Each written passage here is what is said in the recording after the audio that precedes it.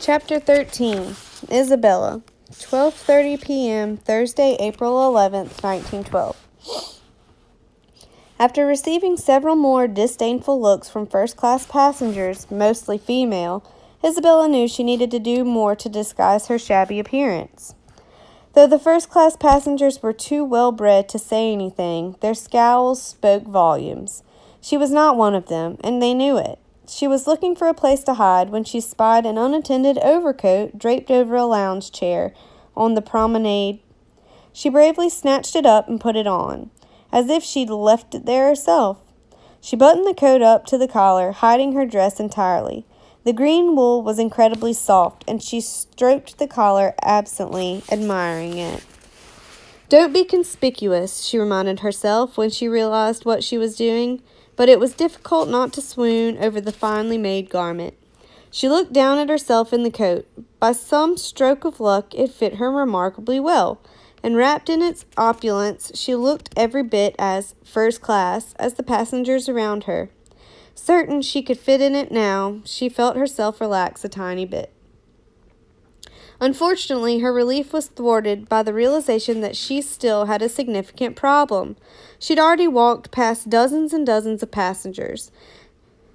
She'd looked into their faces, peering at their chins and eyes for clues. Each one was a stranger. How, on such a massive ship carrying over 1,000 passengers, would she ever find her birth parents?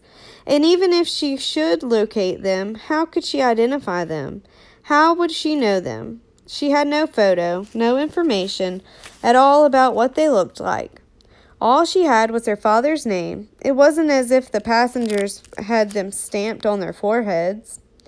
Perhaps I could ask a crew member who he is, Isabella thought, then immediately dismissed that idea. Drawing further attention to herself would be unwise and dangerous. But the hopelessness of the search threatened to overwhelm her. The task that Ruth and Francis had set for her was impossible. Had they considered how she would actually find her birth parents, or had they just shoved her aboard the massive ship and hoped for the best? Exhausted and disheartened, she sank onto a deck chair near the back of the boat. Her eyes began to water from a combination of frustration and the acrid cigar smoke blowing out of the lounge windows. "I can't give up now," Isabella told herself. She heard her father's voice in her mind, the way he chuckled as he gave her advice. "You've got pluck, my Bella, pluck and sense, and those two combined with hard work is all a person needs to make it in this world." Only she was no longer in a world that she knew. Closing her eyes for a moment and trying to locate the resolve she knew was inside her, Isabella heard another voice in her head. No, wait. This one was not in her head. Bits of conversation were wafting out of the first-class smoking room window above her, along with the clouds of smoke. "That's quite a scheme you have going, Miles." Isabella's ears pricked at the name. Miles. She sat upright and turned fiending, adjusting the buttons on her coat. She waited, but the man's voice she'd heard was now silent. Had she imagined those words? Had they come to her out of sheer desperation? Rising slightly, Isabella stole a look through the glass. The room was empty, save for a steward wiping tables at the far end and two men playing a game of cards at a table. Isabella recognized gambling when she saw it. Though Francis James did not partake, she knew that many men did. The gentlemen's faces were hidden in shadow, but Isabella could see that one man had silver hair, the other dark curls. The heavy oak table where they played was covered with empty glasses and cards. It was barely past lunchtime, and yet Isabella suspected that both men were a bit drunk, given the volume of their voices. The dark-haired man's slurred speech confirmed her suspicions. "Why, that's just the beginning," he said boastfully. "I will be leaving the unsuspecting Lady Elizabeth with her brother in America, preferably locked in a sanatorium and paid for by said American brother. The poor man won't know what's hit him by the time I am sailing back to London, free as a bird. As well a wealthy bird, I might add." He trailed off, staring at the cards in his hand. Isabella's mind reeled.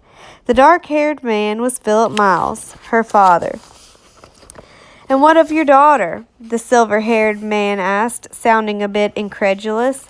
Whether he was disgusted by or disbelieving of Miles's plan, Isabella could not be sure. She herself was aghast. Daughter? Does he know I'm on board? Why, she will stay in America too. Haven't you ever heard of boarding schools? Isabella's jaw dropped as a fresh cloud of smoke and alcohol fumes wafted out of the window and into her nostrils. She felt undeniably ill and covered her mouth with her hand. How could this awful man possibly be her father? She thought of Francis James, who had loved her and cared for her as long as she could remember. A kind, gentle, hard-working man. She could hear his voice in her ear as if he were sitting next to her. She see his warm smile. They won't know what struck them, I tell you, Philip Miles bragged his companion as they stood to leave. That's quite a scheme, old man, the silver-haired gentleman said. He shook his head as if he hadn't believed a word. If only I had thought of it myself before I footed the bill for my daughter's wedding. Both men laughed, but only one was joking. Isabella started when she'd realized that they were exiting the smoking room and coming her way. A moment later, they passed directly by her chair. She froze, trying not to draw their attention, but could not stop herself from staring. She looked Philip Miles right in the face, hoping she would see some proof that the fiend was not her father, but what she saw confirmed her fears. They shared the same dark curls, the same wide-set hazel eyes, only his eyes were cruel. If I were a caring man, I might actually feel sorry for them. They are just women, after all, Philip Miles said as he passed. He laughed alone. A strong and sudden urge to flee overtook Isabella. She struggled upward, tripping over her own feet and the chair. Do you need assistance, young lady? The gray-haired man asked, reaching out a hand. No, thank you, Isabella replied, while her newfound father smirked unkindly. She ducked her head and hurried away, Philip Miles' snicker echoing in her ears. What's gotten into her? You'd think she'd seen a ghost, he said, still chortling at her distress. Isabella held herself upright, walking quickly and blinking back horrified tears as she fled. That man cannot be my father, she told herself over and over. If this was the person she needed to depend on, she wouldn't. She'd rather beg in the streets or work in the poorhouse than accept anything from someone so awful.